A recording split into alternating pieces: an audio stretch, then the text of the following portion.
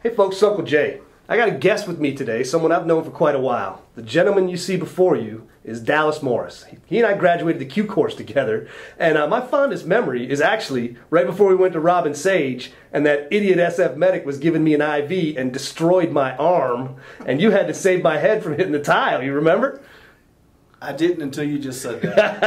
That was hilarious. Oh, we had a trained Special Forces medic trying to draw blood from my arm and 100% incapable of doing it. And Dallas was a freshly minted, about to go to Robin Sage SF medic, and he dove over the examining table, grabbed my head as I was busy passing out. I think, what did I say? I said, Mo, I'm going down. You did say, Mo, I'm going down. I'm like, I got you, Jim, go. And it was kind of funny because that's how you and I got introduced to each other. That was pretty much it. And I just followed you to the ground. I didn't lose a drop. I got the test tube full. Yep. It was all you, man. It was beautiful. And you survived. We did. I lived, and after that, we both ended up first in Okinawa. Yep. Now, you had always had a calling.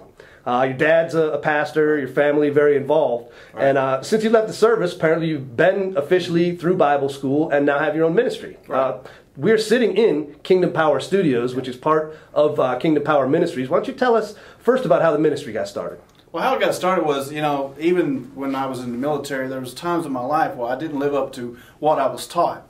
And I wavered back and forth. I cannot testify about any of those. But, you know, it was once I got out and I got the opportunity to go to Bible school, which I really never imagined it would even happen.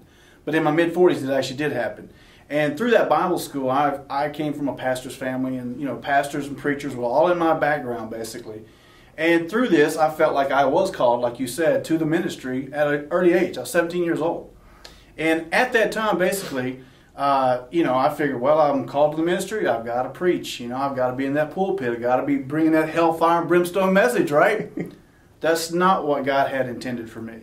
And it was through this Bible school that I went to late in my life, after Special Forces and some of the crazy stuff that we did around the world, that I realized that my passion was in the media world. It was in acting. It was in theater. It was the things I really love doing to change people's lives. Now, you've done some professional acting. I have done some professional acting. I've got, you know, done some commercials and some other stuff and some B movies, you know, some stuff like that. But I'm really, this Kingdom Power Studios is a way for me to share my faith with the world in a way that was unlike any other. One thing about Jesus was the fact that Jesus was one of the best storytellers ever lived. And he taught through parables. Through those parables, he talked to the common man, and he taught them lessons about life. And that's exactly what we want to do here. We want to teach the world about the love of Jesus Christ through films, TV, sitcoms, you know, premiere shows and stuff like that. We want to be able to do what Jesus did. But we didn't want to just make your blue-eyed, blonde-haired Jesus, you know, and we didn't want to make... Not that we don't want to make religious films, but we want to make films that can really relate to the common man. We want to relate to people who are on an everyday walk in their life, and we want to be able to expose them to Jesus, get them thinking, get them out of the box, so to speak. And we want them to be able to, we want to be excited, we want to be entertained at the same time. We want to hit them with a hard message that their mind is going to absorb and go, wow, I never thought about that. All right, well, tell me a little bit about the story of Protean Field, because this is a little bit of a sci-fi thriller. It really is. There's actually a lot of conspiracy theory in here as well. I got the idea, it was back in July of 2008, when I had to be traveling away from home, and Rob and I were back and forth with each other on the phone about, man, we've got to get a script, we've got to get a story. And I really felt impressed, but what I believe is the Lord, He gave me the story. He woke me up basically in the middle of the night, and I got the opening scene of this film. And as soon as I got back to Dallas, I was just beat-feeting basically to Rob, saying, man, I've got a story. I want you to help me develop it. And Rob is an excellent writer. He's also a director that's going to be directing the film. But one of the key features in this film, all the way through it from the very beginning, is about a praying mother. She's praying for her son who has walked away from his childhood raising as a Christian. And so it comes full circle towards the end of the movie. You'll just have to see what happens. Here's a shortened version of the trailer for Kingdom Power Studios' The Protean Field.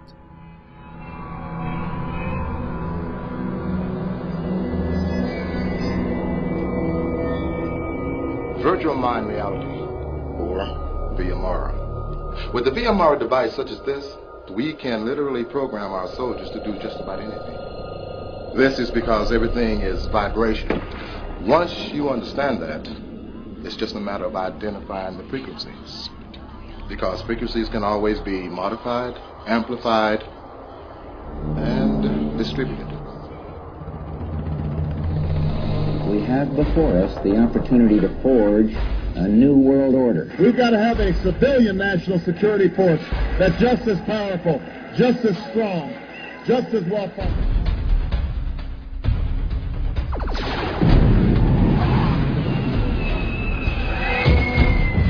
This looks so real.